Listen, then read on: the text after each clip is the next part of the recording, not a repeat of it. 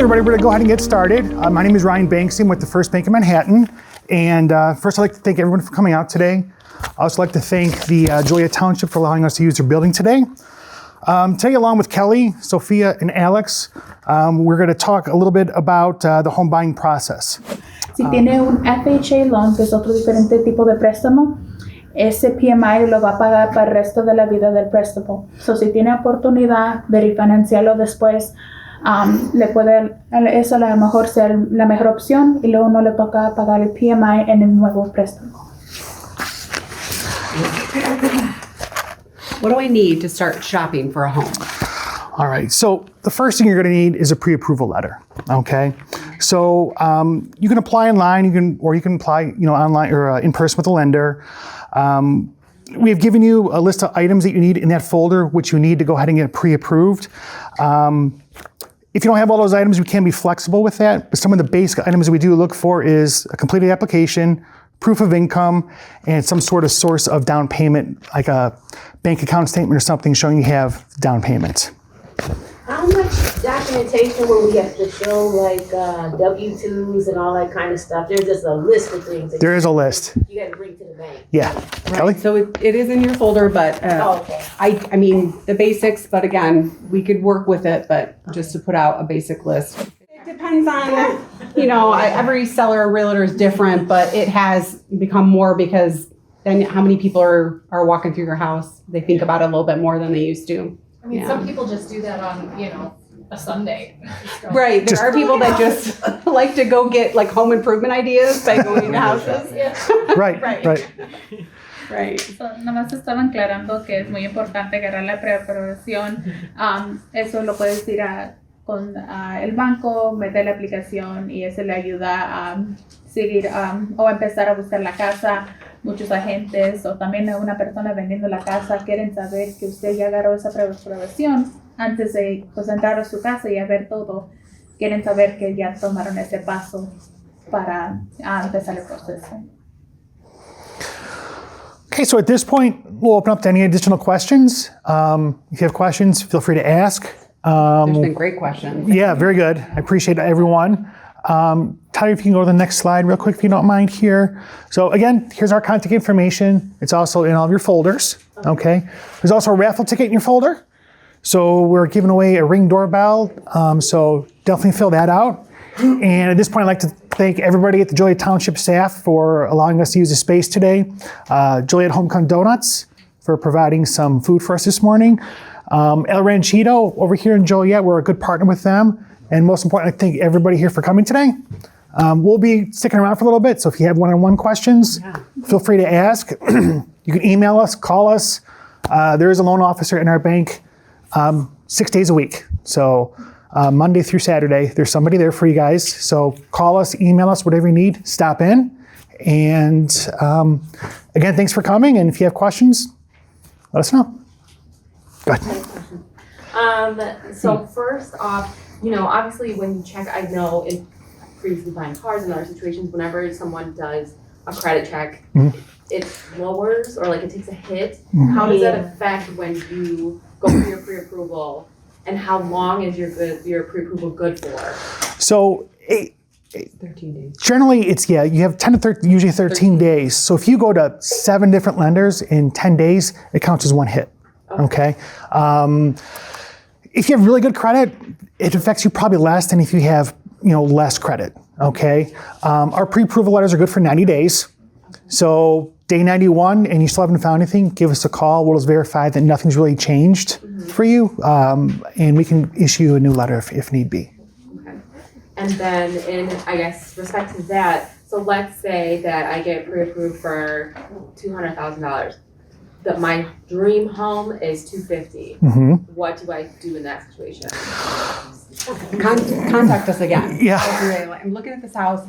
Once you have a house in mind, we can look at some other things. Okay, when we give you your pre-approval letter, we kind of estimate, especially if you're looking at a broad area, we have to just estimate like how much your property taxes are or what your debt is currently. If you're a couple months later and you have exact house you're looking for, okay, maybe that tax bill's less than what we were estimating. Right. Or maybe since then you've saved a little bit more money or you've paid down some debt. So let's look at your scenario, like that specific See scenario. what compliance. Yeah, another one if we- there's yeah. any room to change things around to see if we can tweak Yeah, it. another one we see too is, especially if you're looking at townhomes or condos, one condo might have association fee of $300 a month, another might be $100 a month. That extra $200 might make a little difference for you. So But that's always like room to negotiate the price on the home. absolutely, It's not always like, you bet. 50, I'm gonna give you 250. You can negotiate price, you can negotiate credits, you can negotiate, pretty much everything. So everything's negotiable. Is there some truth behind like the longer a house sits on the market, the higher the negotiation is? Like you can negotiate the price to your advantage?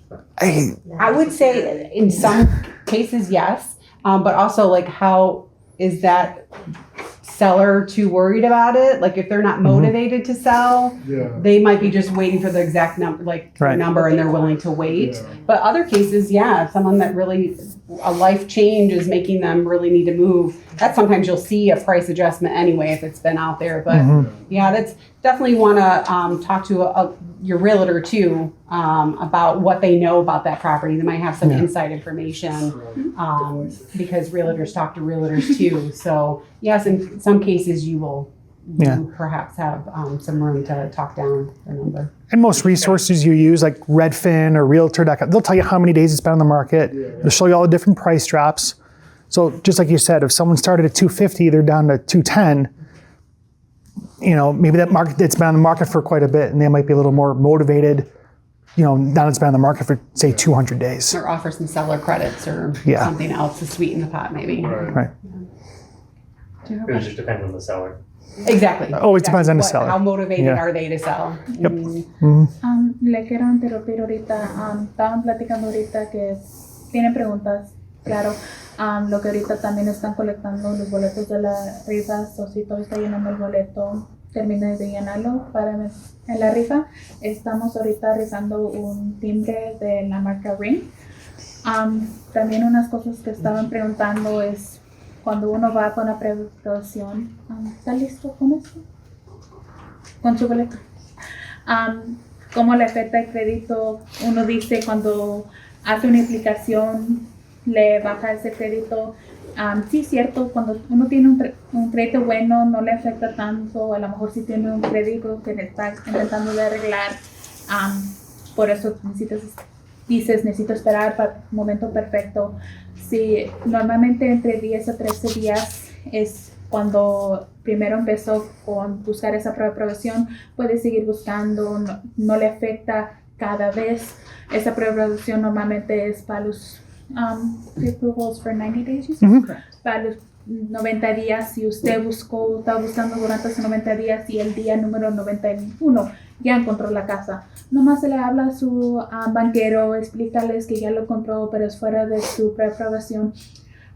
Le hacen unas preguntas y luego normalmente le dan otra letra de preaprobación. Es un proceso, no es tan como estricto.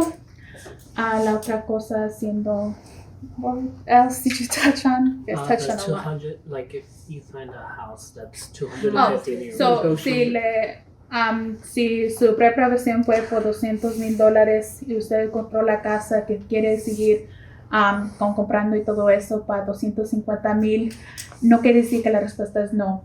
Habla con su banquero, podemos ver en más detalles esa preaprobación, esa cantidad era con información límite. Nomás sabíamos que estaba buscando en esta área, so hicimos estimados de cuántos son sus taxas y todos sus pagos, y ahorita podemos ver en más detalles. En ese tiempo a lo mejor robó más dinero y ya podemos aprobarlo por más dinero, ya no va a ser $200,000. Somos flexibles especialmente porque ya tenemos más información para ver esa casa. El punto de todo es habla con su banco, habla con su banquero antes que diga pues ya no puedo hacer nada. Yes, ma'am. Something just hit my mind real quick. When you're purchasing a house, is it possible to put two people on that purchase? Say if you have a family member and you're both responsible for that home, you could do that too? Yes. Oh, okay. So you can have joint applicants or both going to live in the house. You can also have what's called a non-occupant co-borrower. So that's someone who's not going to live there, but they're going to help you out and put funds towards the purchase. Okay. On the flip side of that too, to think about, if you are looking to get pre-approved, if you co-sign for somebody else's car, that's an account against you. Is co-signing? You bet. Okay, Yeah. so I'm staying away. Co-sign and co-borrower are pretty much the same things. So, But yep. if you're both gonna live there, If you're both going to live there, absolutely. Yep. Yeah,